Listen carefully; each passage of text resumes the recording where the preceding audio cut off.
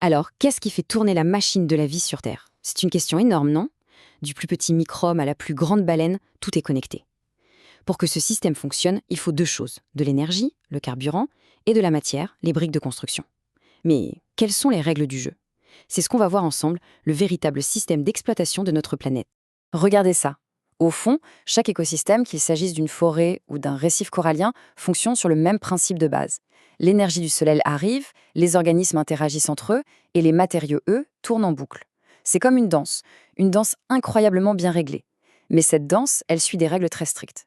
Donc, la question c'est quoi ces règles? Comment l'énergie et la matière sont-elles gérées pour que la vie puisse non seulement exister, mais aussi s'épanouir avec une diversité aussi folle? Eh bien, la réponse est en fait très simple. Et c'est ça qui est génial. Tout tient en deux lois fondamentales. Il y en a une pour l'énergie et une autre pour la matière. Et le point crucial, c'est qu'elles sont complètement différentes. Si on comprend ça, on a compris le cœur de l'écologie. Allez, on commence avec la première règle, celle de l'énergie. On pourrait croire que l'énergie tourne en rond dans un écosystème, comme beaucoup d'autres choses. Eh bien, pas du tout. Pour l'énergie, c'est un aller simple, un voyage sans retour. L'idée à retenir, c'est ça. Le flux d'énergie est unidirectionnel, c'est-à-dire qu'elle rentre dans le système, elle le traverse de maillon en maillon, et puis elle s'en va. Elle ne revient jamais en arrière. Imaginez une rivière, elle coule toujours vers la mer, jamais dans l'autre sens. Pour l'énergie, c'est pareil. Et ce voyage, on peut se le représenter comme une pyramide. Tout part de la base. La source de presque toute l'énergie, c'est le Soleil. Et les seuls capables de capter cette énergie, de la faire entrer dans le jeu, ce sont les producteurs. En gros, les plantes, grâce à la photosynthèse. Mais attention, dès le départ, le rendement est incroyablement mauvais.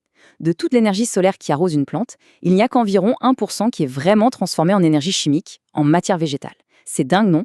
C'est ce tout petit 1% qui va pourtant alimenter la quasi-totalité de la vie sur notre planète. Bon, une fois que cette énergie est dans la chaîne alimentaire, c'est là qu'une autre règle, très célèbre, entre en scène. C'est une règle super simple à retenir, la règle des 10%. Et elle explique comment l'énergie passe, ou plutôt comment elle se perd, d'un niveau à l'autre. Alors, prenons un exemple concret. Imaginons que nos plantes, à la base de la pyramide, ont stocké 10 000 joules d'énergie. Ok? C'est notre point de départ. Maintenant, un consommateur primaire, disons un herbivore, vient manger ces plantes. Et bien sur les 10 000 joules qu'il a mangées, il ne va réussir à stocker dans son propre corps qu'environ 1000 joules. Voilà la règle des 10%. Ça veut dire que 90% de l'énergie vient déjà de se volatiliser. Et ça continue. Un carnivore mange notre herbivore. Devinez quoi? Il ne va récupérer que 10% de ces 1000 joules. Il ne lui reste plus que 100 joules. À chaque étage de la pyramide, la perte est colossale. Et tout en haut, le super prédateur qui mange ce carnivore, lui, n'obtiendra que 10 petits joules. On est passé de 10 000 à 10. Et voilà pourquoi les chaînes alimentaires dépassent rarement 4 ou 5 maillons. Au bout d'un moment, il n'y a tout simplement plus assez d'énergie pour faire vivre qui que ce soit. Ok, mais alors la question c'est, où file toute cette énergie? Si seulement 10% passent à l'étage supérieur, que deviennent les 90% qui manquent à chaque fois? En fait, elle n'est pas vraiment perdue, elle est utilisée. D'abord, tout n'est pas mangé. Ensuite, tout ce qui est mangé n'est pas digéré.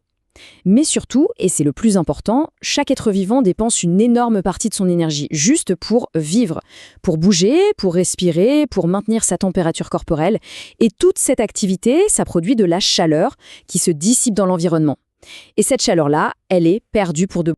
Donc voilà, le point absolument crucial à retenir, c'est celui-ci. L'énergie, elle traverse le système. C'est un flux à sens unique. Elle est constamment perdue sous forme de chaleur. Mais la matière, c'est une toute autre histoire. Elle n'est jamais perdue. Elle est recyclée. C'est un circuit fermé, un aller-retour permanent. On attaque donc la deuxième grande règle, celle qui concerne la matière. Si l'énergie fait un voyage sans retour, la matière, elle, est condamnée à tourner en rond, encore et encore. Et la raison est toute simple. Contrairement à l'énergie du soleil qui nous arrive en continu et gratuitement, la quantité de matière sur Terre, elle, est finie. Les atomes de carbone, d'azote, de phosphore, tout ce qui nous compose est là en stock limité. On doit faire avec ce qu'on a. Donc, pas le choix, il faut tout recycler. Le cycle du carbone est l'exemple parfait de ce recyclage. Prenez un atome de carbone. Aujourd'hui, il est dans l'air, demain dans une feuille d'arbre, après-demain dans l'estomac d'une chenille, puis quand la chenille ou l'arbre meurt, des décomposeurs le renvoient dans l'atmosphère, et hop, le tout recommence. C'est un voyage sans fin entre le monde vivant et non vivant. D'accord.